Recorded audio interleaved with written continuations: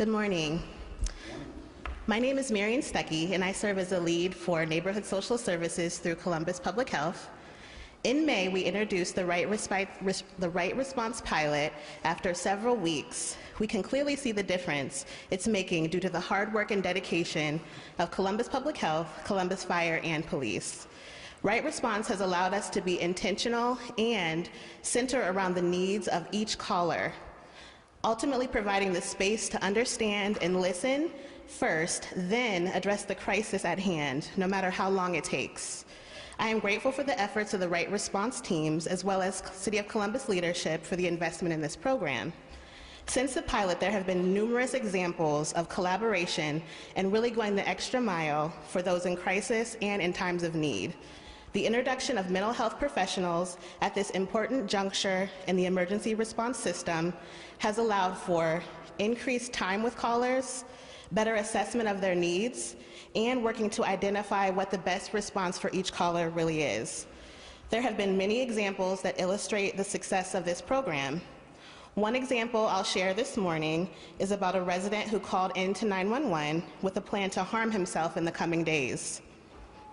This is a resident who had depression and had recently suffered a family loss, and he presented to us quickly with feelings of hopelessness and isolation. The Right Response triage was able to work collectively with community partners to intervene, bringing this resident in for emergency mental health hospitalization and making plans to follow up on his needs, both during and after his hospitalization. This response addressed his immediate and long-term needs with compassion. It is now my pleasure to introduce Mayor Ginther to the podium.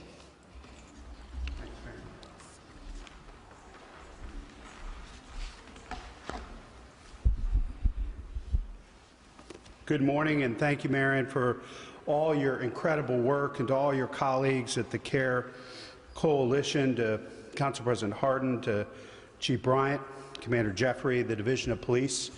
Also thrilled to have Fire Chief Happ here as well, and both at that point it was Interim Chief Woods and Chief Happ at the announcement of this pilot. It's critically important that we have support and partnership from the highest levels of both police and fire. And I see our Health Commissioner, Dr. Mashika Roberts, in the back as well. Having leadership from the top is what makes these partnerships and collaborations so successful. To our 911 dispatchers, to our friends at Adam H.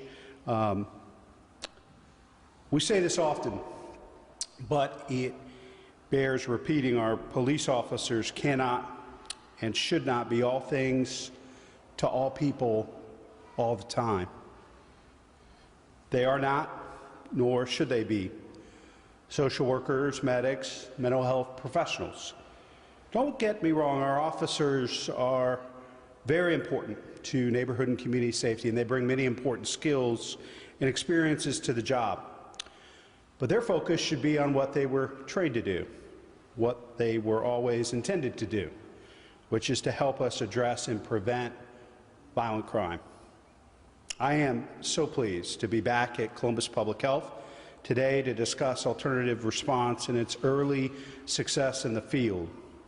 As we announced in May, alternative response helps us enable police to devote their time and attention to protecting our community, while a triage pod housed with a 911 dispatch directs non-emergency callers toward resources and services better suited for the situation. In essence, the right response at the right time for our neighbors in need. These pods include a social worker, an emergency dispatcher, a paramedic, all of whom work to provide more tailored and nuanced responses for incidents involving mental health, addiction, and other medical and social issues. Their efforts are having an impact, and you'll hear more about the specifics in just a moment. But know that the early results are very encouraging. After weeks of training, analysis, deployment, and evaluation, we know this program has the proven ability to deliver the proper care in the right amount of time, connect even more of our residents with the services and resources they need, and focus police resources where they can do the most good for the most people. This program is still new, and our data sample is limited. But the data we do have paints a promising and compelling picture. I was talking briefly to Commander Jeffrey and Chief Bryant before we started this morning, and I said, there's still so much work to do, and we're committed to continuing to expand this pilot and initiative and resource it appropriately as we contemplate a 2022 budget. But think for just a minute. These preliminary results, if we could get 5, 10, potentially 15% of the calls that come into 911 dispatched, this type of response, not only getting the most important critical services to our neighbors in need, the appropriate response for them, but that many more law enforcement and police resources we can dedicate to those other calls for service where life and safety are at risk. We are committed to continuing to collect data, refine our approach, and develop a blueprint for what an expansion of this program will look like. We're committed to providing additional funding as well, and those dollars will be included in the 2022 operating budget proposal I will send to Council. Our police, fire, and frontline first responders have been truly outstanding throughout this process. I'm grateful to them, to Chief Bryant, Commander Jeffrey, Dr. Lowe, Chief Happ, Director Pettis, and for all that have helped Dr. Roberts and her team here at Health. This collaboration as we continue to strengthen and reform these vital city services. I think this is another great example as we contemplate reimagining neighborhood and public safety of the great power of collaboration and partnership, and again, getting the right resources at the right time to our neighbors in need. Now I'd like to introduce the President of Columbus City Council, President Shannon Hardin. Thank you, Mayor Ginther, to Marion Stuckey, to Chief Bryant, to Commander Jeffrey, to Dr. Lowe, to Chief Happ, and to our Health Commissioner. I am so excited to be here today to talk about the preliminary results from the administration's alternative crisis response system. The most important reform we can make is to get residents the right response at the right time. We've long asked, as the mayor said, our safety officers to solve every problem in our community. Whether it's a car crash, homelessness, or a murder, we call the police. We need our safety officers focused on proactive community policing. That's why it's exciting to learn about these initial results. Results led to more follow-up for residents in need of responses, of resources, no one going to jail, and better deployment of taxpayer dollars. As we advance the idea of reimagining safety, we said over and over again that alternative crisis response is our top priority. I'm excited to see the mayor and the administration running with this ball. Now is the time to test, to iterate, and to think through what a new system can look like for our future. The results we'll talk about today do not prove we have a perfect system yet, but it shows the improvements that can be made with partnership, with hard work, and with continuous iterations. It starts with the call center. If calls can get redirected to where they need to go, then the rest of the system can matter. Then we'll be able to build out and scale interdisciplinary teams like REACT, like our SPARK program, and like the MCRU program. I'm very appreciative of the work that is being done to this point, especially to the folks working in this pod experiment and testing this new system. With that, I'd like to invite up our police chief, Chief Elaine Bryant.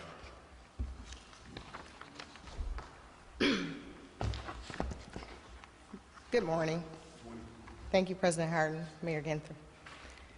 We ask a great deal of our police officers. They are protectors, investigators, and problem solvers, but they cannot be all things to all people. There are situations and times and places where police response is not the best response. We know that when it comes to lives in crisis, one size does not fit all. At a time of climbing crime rates and increasing officer separations, we have to closely evaluate our use of resources. We have to prioritize where and when we send officers versus a situation that might warrant a different response. That is why the concept of alternative response is so important, and why these early results from this pilot program are exciting.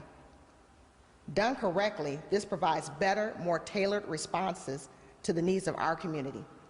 It reduces calls for service so that our police can focus on our core mission of crime prevention and safety. This is about better serving the needs of our community. This is a smart, thoughtful, and strategic use of critically important resources. It is innovative and forward-looking. I am happy to see Columbus moving in the right direction on this, and I look forward to building upon these early successes. To provide more details on this pilot program, please help me welcome Columbus Police Commander Dennis Jeffrey.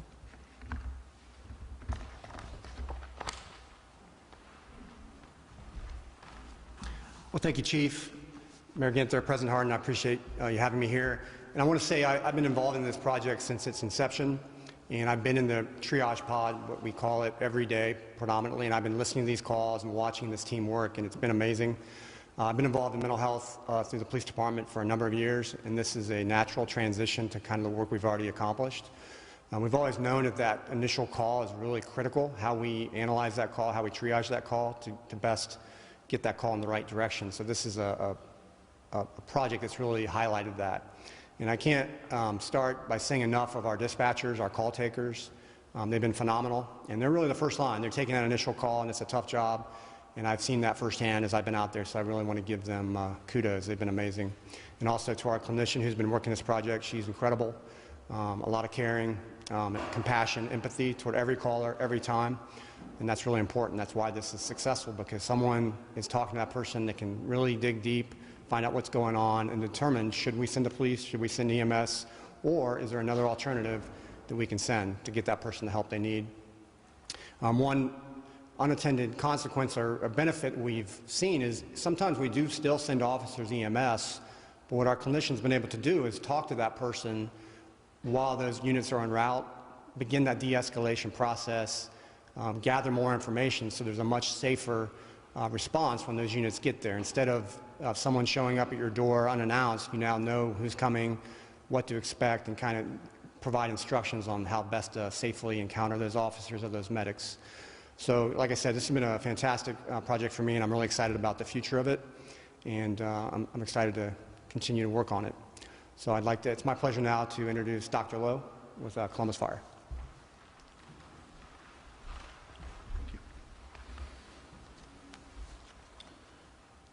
Thank you, Mayor Ginther, President Harding, and the team for allowing me to be involved. I think first I just want to echo what the rest of the group has said, which is the profound excitement we have for this project. As stated, this really is a small data set. It's a proof of concept, but it's extremely valuable and it's extremely encouraging data. A few points I wanted to highlight just from a medical care standpoint, a medical safety standpoint, if you will, from the physician perspective. Number one, this is a response. In fact, I would argue a much more clinically appropriate response for the identified needs of our patients. As you heard earlier, I think one of the other important things to know is that on those occasions when we did dispatch an EMS crew or a police crew, the time spent with our clinical social worker was immensely invaluable in that interaction. That relationship building, that history taking, that de-escalation that occurred allowed for a much more therapeutic relationship once our crews presented on scene, and ultimately a much, I would say, easier and much more appropriate disposition of that call. And then just from the medical care standpoint, I wanted to share with you some of the things we did to ensure what we were doing was medically appropriate and medically safe for our patients.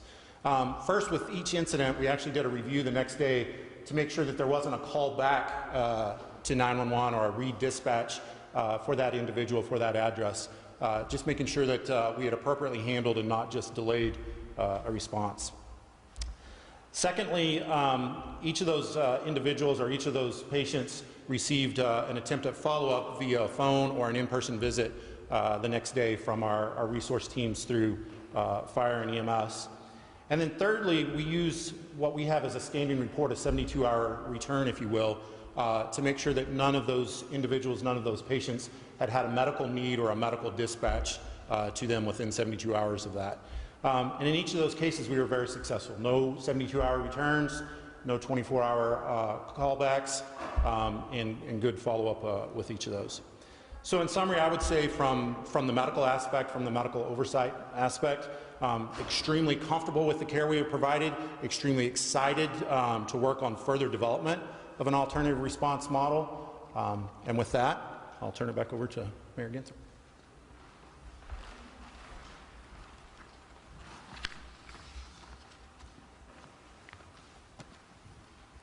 Thank you, Dr. Lowe, and thank you all for your leadership and partnership in launching this program. I also want to recognize, is it Catherine? Catherine. Thank you for correcting me. Catherine Carr-Harris, the Vice President of Clinical Services at Adam H., who is here today. We've worked closely with Adam H. to inform our approach with this pilot program, and we'll be working with them to support the new Mental Health and Addiction Crisis Center, another great resource just over the horizon for those in need. So our plan is to use this pilot, grow this pilot this year and into next year, continue to improve it, enhance it, learn from it, so that ultimately we can build out a system when that crisis center opens, I believe in 2024, is that right, Catherine? That we really have a robust alternative crisis response system here in our city to make sure, again, that our neighbors in need are getting the right response at the right time, and also freeing up law enforcement professionals to continue to deal with the violence we're seeing in our community and communities around the country. We know this is an important tool for addressing the diverse needs of a diverse community. It is not our only tool, but one of many. There's no one-size-fits-all approach to public health and to public safety. But by expanding and aligning our resources and our expertise, we will better reflect and respond to those who we serve and account for the complex realities of a dynamic and ever-changing world. I want to thank everyone that's been involved with this pilot and look forward to learning more, growing it, and expanding it in the weeks, months, and years ahead. We'll be happy to take any of your questions.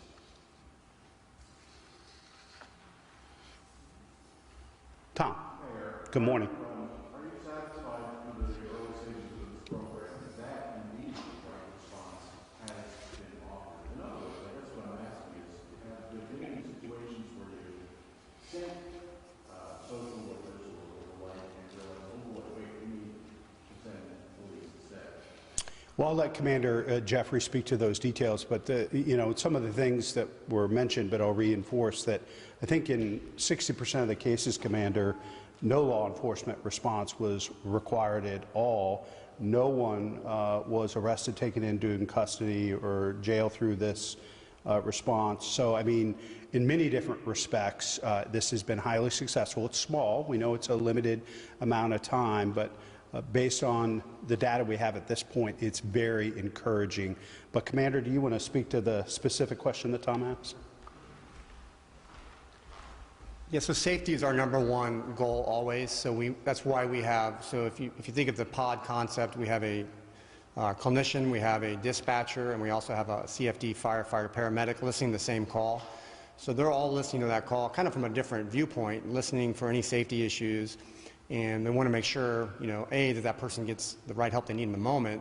And if we feel that, you know, that we have done some follow-up. So all these people, the callers, received a follow-up through our Spark team, many of them. So it's not that the call ends and we never interact with them again, but that safety component is critical. And our main goal is not to put anyone in harm's way, including a social worker or non-law enforcement personnel.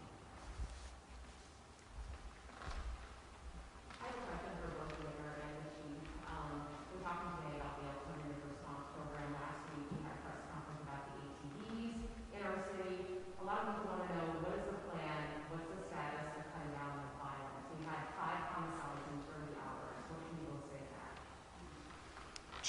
Well, I'll start and have the chief follow. You know, what the chief and I are working on is using the most up-to-date information and intelligence to continue to make sure that we deploy as many resources as we have available. We're going to continue to invest in a comprehensive approach, so it isn't just law enforcement, but clearly that's a very important part of reducing violence in our city. And I'll let the chief speak a little bit to that, but we're going to continue to make investments in prevention as well and intervention. And that's why we expanded the reroute program and investing in neighborhood-based intervention efforts as well, and made one of the greatest investments we've ever made into summer youth employment, summer programming, because we know for many young people, they have been the targets and perpetuators of this type of violence. It's a different type of violence that we're seeing now than we've seen before, and as you've mentioned before, in cities across the country, Columbus is not immune to that. But as far as the police and law enforcement response and changes and proposals that the chief will be continuing to make, I'll leave that to her. Chief Bryant. Thank you. So what I will say is the crime didn't happen overnight. It's not going to be solved overnight. There are things that we're putting in place to address the crime. What I can tell you is that you've heard over the last few weeks some of the collaborations that we've done, the one with the Crime Gun Intelligence Center with the ATF. It has already produced some dividends. We've had search warrants that we've been able to get multiple guns off the streets. I can't speak specific to some of these cases because they are in conjunction with the FBI, so they're long-term and short-term investigations. But you may not see a response overnight as to the increase, but there are things that are working behind the scenes that I think will show dividends, and it will prove that a lot of our strategies are working. In response to the incidents that were occurring in the park, we put together a parks detail. We've seen a significant decrease in some of the violence and some of the issues in the parks, but unfortunately crime is fluid, so now we have to address our concerns across the city as a whole. And like the mayor said, there are a lot of incidents where youth are involved, so we're targeting our youth and trying to figure out how we can best aid them and get them involved in other things so that they put the guns down and begin to be productive citizens and get them involved in programs, help with job placement and things of that nature. So these things are happening. We're looking at technology to be able to leverage and figure out where our resources are best deployed, because unfortunately we can't put a cop on every corner. We'd love to, but we can't do that. So we're figuring out best ways to address that. We're also looking at the way that we view our crime from internal. So there's some things going on internally that are going to change in regards to how we address and tackle crime that I can't speak specific to right now, but we are looking at measures to be able to specifically focus on certain crimes and better delve into those areas and how we can best utilize our resources. But that's going to be collective in regards to a lot of things we're doing. Parks details, Safe Streets initiatives, the Crime Gun Intelligence Center, all these things are collaborative, and when they work together, I'm confident that you'll see an increase. I'm sorry, a decrease. Thank you.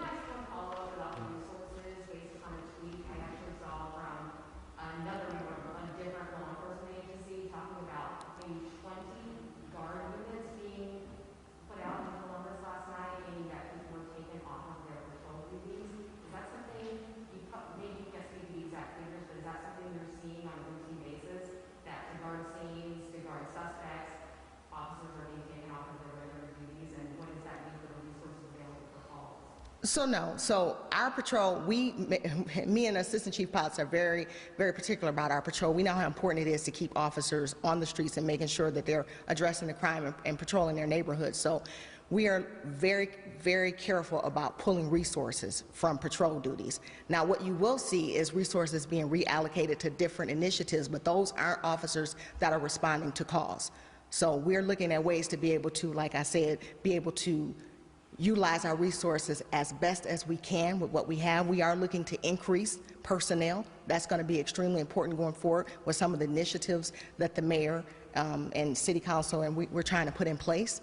But right now we have to work with what we have, and I think that we're doing a really good job in trying to make sure that we're allocating those resources to best serve the community and also make sure that our officers are safe as well on the streets. because, you know, you can't burn them out as well either. So there is an initiative in regards to the ATV situation that's going to happen this weekend. I'm not going to speak to specifics, but you will see more resources out there, and you'll see a more targeted effort, and it's in conjunction with our local agencies as well. So we're hoping that that provides some sort of relief as well.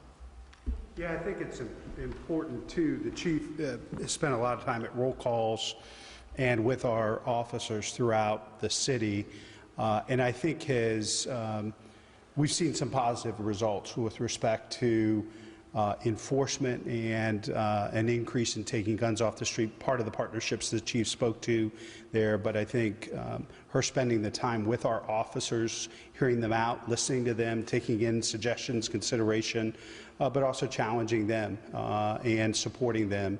I think we're continuing to see some positive developments there as far as going after guns and getting them off the street. But as she said, we're not going to solve this overnight, and it's a challenge in not just big cities, but mid-sized cities like Columbus all over the country, and it's going to take all of us doing our part. Yes? I have a question, probably best directed to the chief. It has been 5 weeks today since the Kinsey resident was shot and killed outside the Party Strike Center. It's been more than 2 months since Olivia Burks was shot and killed by Centennial Park. Can you tell us where these cases stand? Are you any closer to making arrests in these cases? If not, what's holding the investigations back? So what I can tell you is those detectives are working diligently to solve those cases. We've had new information that we've been afforded over the past week, so we are looking into those leads. As you know, sometimes it takes time to be able to develop enough information to reach a point where you can submit a warrant, but we are working diligently, and we're in constant contact with that family, with both families. Are you getting tips from people who are at those scenes? We are getting tips, yes. That's what I can tell you. We're getting tips, but we also have to make sure that we're vetting our information and we're making sure that we're following everything, because what we don't want to do is be careless and make an arrest that was not with probable cause. We want to make sure that everything that we do, once we get these people, once we get them identified and arrest them, that we're able to actually secure a conviction. Are you confident there will be arrests in these cases? I can't be confident on anything other than the fact that we won't stop working until we catch them. Yeah, and I think this is an important point, Dan. We're asking our officers and many other folks to do more. We need the community to step up too. We know that there were dozens of folks at both of those events and at other scenes of crime around this community. And we need people to step up, share information, work with the police to get these folks off the street, because all of us are at risk if we're not willing to step up and help make each other safe.